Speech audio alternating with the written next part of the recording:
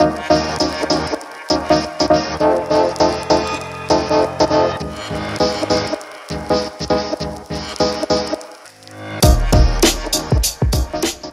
morning, guys. Welcome back to another episode of Mark chapter 7. So Mark chapter 7 starts off with three different characters in play. You have Jesus, the disciples, and then some of the scribes and Pharisees who are actually only there to try and trap Jesus or his disciples into something that they believe is wrong. So the disciples are getting ready to sit down and eat a meal, and the religious leaders think, aha!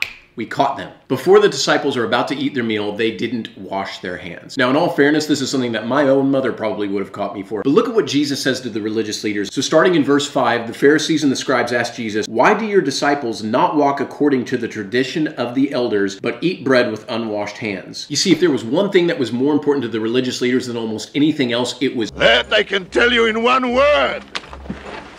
Tradition! Now, Jesus responds to this in verse 6 when he answers them and says, "Well did Isaiah prophesy of you hypocrites." Jesus is getting a little bold with the religious leaders in this moment. I mean, think about it. Calling somebody a hypocrite to their face and in front of others is a pretty bold move to do. Now, Jesus is about to destroy their entire argument based on something that was happening at the time. And he said to them, "All too well you reject the commandment of God that you may keep your tradition." And then in verse 10, "For Moses said, honor your father and your mother, and he who curses father or mother, let him be put to death. But you say, if a man says to his father or mother, whatever profit you might have received from me is Corban." Now, Corban is not a term that you or I are normally familiar with, but what it means is something that is dedicated to God. Now, here's the problem. That sounds great on the surface. Oh, you want to dedicate something to God.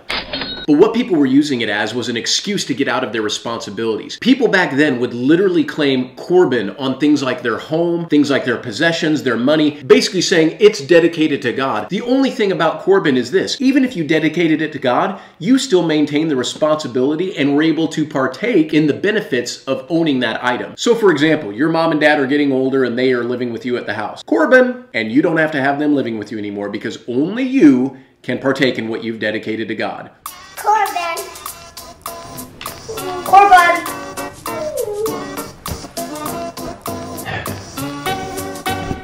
We don't do Corban in our house. You see, people even back then were twisting God's words for their own benefit by taking scriptures out of context and applying them a way that God had never meant them to be applied. Look at what Jesus says in verse 13. "Making the word of God of no effect through your tradition, which you have handed down, and many such other things you do." In other words, Jesus is saying just because you claim something is dedicated to God doesn't mean that it truly is. You can say or claim whatever you want to do, but what are your actions actually saying? If you have people who are kicking their own mother and father out of their home when you're supposed to be honoring them by taking care of them in their elderly age, that's not honoring to God by saying, well, my house is now dedicated to God, so sorry, mom and dad. Jesus continues on this line of thought in verse 15 when he says, "There is nothing that enters a man from outside which can defile him, but things which come out of him, those are the things that defile a man." Thank God that's true because I love bacon.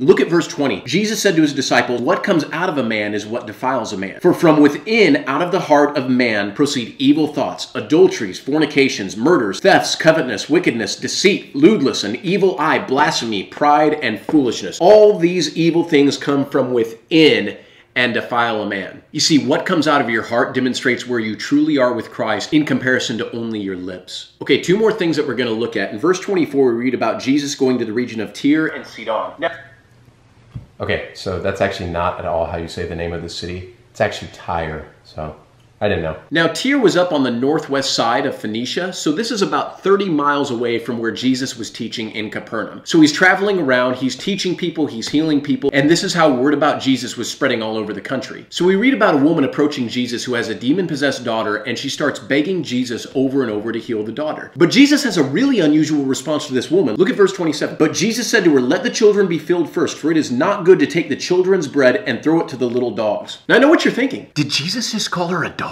But here's what Jesus was saying. Jesus was sent to the Jewish people first, the Gentiles second. Now, you and I hear the word Gentile, we may not know what that means. It just simply means anybody who's not Jewish. For me, I'm Polish. We were probably last on the list. In fact, this idea of the gospel being for people outside of Jewish circles was so shocking for some people, including Jesus' own disciples, that God himself had to speak through dreams and visions to people like Peter in order to convince him that this really is for the entire world. Now, this woman, after being called a dog by Jesus, could have been super offended. She could have simply said, "How dare you?"